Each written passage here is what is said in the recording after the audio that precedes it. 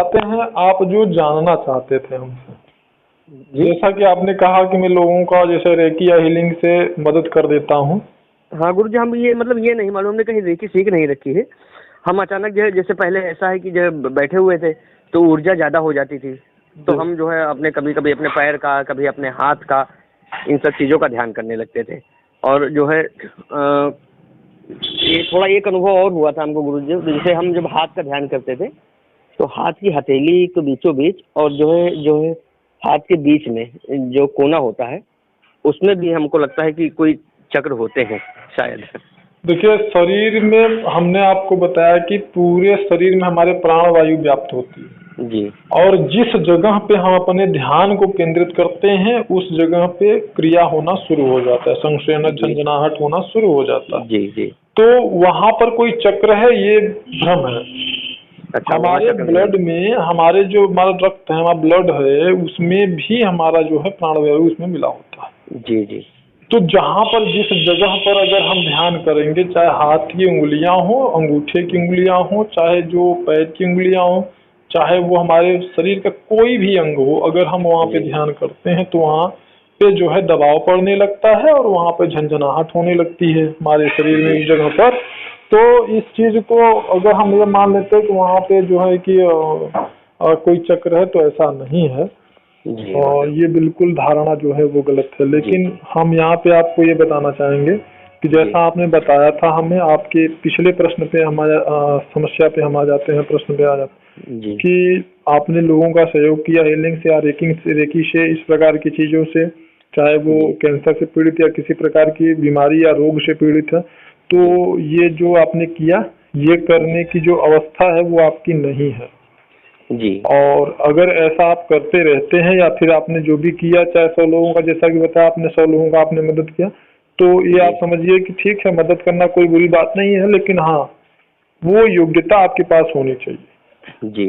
अगर आपके पास 10 रुपया है और सामने वाले की बहुत मन इच्छा है आपकी मदद करने की और आपको 20 रुपए की आवश्यकता है जी। तो सामने वाला कैसा भी किसी भी परिस्थिति में क्यों न हो, आपको अगर आप उस 10 रुपए को देते हैं तब तो आप अपने खड़े होने की शक्ति, सामर्थ्य, क्षमता को भी खो देते हैं ना। फिर जी जी जी। फिर आप उसकी मदद कैसे कर पाएंगे? हाँ, अगर आपको ये पता ही न हो कि आपको जो है कि 20 रुपए की जरूरत है, तब तो वो 10 रुपया आपको बहुत ज्यादा लगेगा कि अरे भाई हमारे पास तो 10 रुपया है। अब तो ठीक है, फिर 10 रुपए में से आप लुटाते फिरिए, बांटते रहिए, फिर एक दिन ऐसा आएगा फिर आपको खुद ही जो है कि पैसे आपके पास आना बंद हो जाएंगे। तो बस यही चीज आपके साथ में हुआ है जी। जो आपने कहा कि आपकी साधना जो भंग हुई है, तो साधना भंग होने का कारण यही है। हम अपने साधना के मार्ग के हिसाब से एक जानकारी देना चाहेंगे। जैसे किसी साधक का किसी ने जो है कुंडलनी जो है वो जागृत कर दिया जी, अथवा उसके मूलाधार चक्र को एक्टिवेट कर दिया जी, तो अलग अलग लोगों के जो हिसाब से उसमें ऊर्जा बहुत ज्यादा लग भी सकती है या हो सकता है साधक की योग्यता के अनुसार कम ऊर्जा पर उसमें लगे और उसकी जो है कि मूलाधार चक्र उसका जागृत हो जाए। लेकिन ये मूलाधार चक्र जागृत करे, कुंडलनी शक्ति को जागृत करके कुंडलनी शक्ति को ऊर्ध्व करने में जितने कर्मों का उसके नाश होना है जी, उन कर्मों को ये ऊर्ध्व करने वाले को, जागृत करने वाले को उन कर्मों का वहन करना पड़ेगा और तभी जाकर के वो चीज जो है वो कर पाएगा। अब अगर वो मार्गदर्शक वहन करने के योग्यता उसके अंदर नहीं है तो उसके सारे कर्मों को वो स्वयं भोगेगा और जी, वो भोगने हमको गुरु जो एक बार हमारे साथ में ऐसा हो, एक दो बार हमारे साथ में ऐसा हुआ था पहले जी कि हमने एक रिलेशन में थे, हमारे बहन थी जी तो हमको जैसे उनको जो है अल्सर हो गया था पूरे गले में जी और सिर को खाना नहीं खा पाती थी जी तो उन्होंने कहा कि जो है मेरे वहाँ घर में लोगों ने कहा कि जो है ऐसा है कि दीदी की इतनी तबीयत खराब है, थोड़ा सा जो है तुम अगर कुछ कर देते तो अगर जो है उनको कुछ आराम मिल सकता तो ठीक है। तो हमने जो है हमको कुछ ऐसे अंदर से कुछ संदेश आया कि ऐसा कि जो है उनको कर्म प्रभाव है, हमको नहीं करना चाहिए।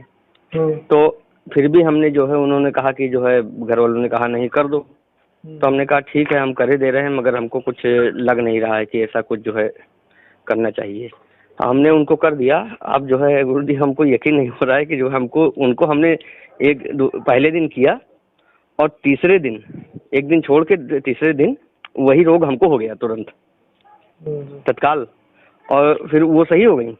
और फिर उसको हमने जो है 1 हफ्ते उसको हमने झेला, और 1 हफ्ते के बाद वो बहुत ध्यान किया, बहुत जो है सब कुछ किया। हालांकि जो है जैसे हम ध्यान करते थे गुरुदेव, तो सिर के ऊपर से जब ऊर्जा निकल जाती थी तो हमको रिलीफ मिल जाता था कुछ देर के लिए, जो फिर थोड़ी सी जो है दिक्कत होने लगी। मगर 1 हफ्ता हमने ये झेला जी। तो हम ये मानते हैं गुरुदेव अगर कर्म प्रभाव में पड़ेंगे तो जो है परेशानी होगी। तो वही चीज मैं बता रहा हूँ कि ये जो आपकी साधना भंग चल रही है, वो साधना भंग आपके कर्म प्रभाव से ही चल रही है। अन्य दूसरा कोई प्रभाव नहीं है आपके साधना का डिस्टर्ब होने का। उसका एकमात्र कारण है आपके जो है कर्म प्रभाव से ही आपका साधना जो है वो डिस्टर्ब चल रहा है। और उसका सबसे बड़ा कारण है कि कोई योग्य मार्गदर्शक या गुरु का न होना। तो आपके लिए हमारा सबसे पहला जो निर्देश है वो यही है कि सबसे पहले आप योग्य सामर्थ्यशाली गुरु या मार्गदर्शक का तलाश करिए, ठीक है, और उन्हीं के सानिध्य में साधना करिए। यदि आपका मार्ग या आपकी इच्छा या आपका प्यास आध्यात्म में उच्च से उच्चतम अवस्था को प्राप्त करने का है तो, और नहीं तो फिर जो है अपना प्रभु का भजन करिए और जैसा करते आए हैं वैसा करते रहिए। लेकिन लोगों की मदद करने की योग्यता आपके अंदर नहीं है।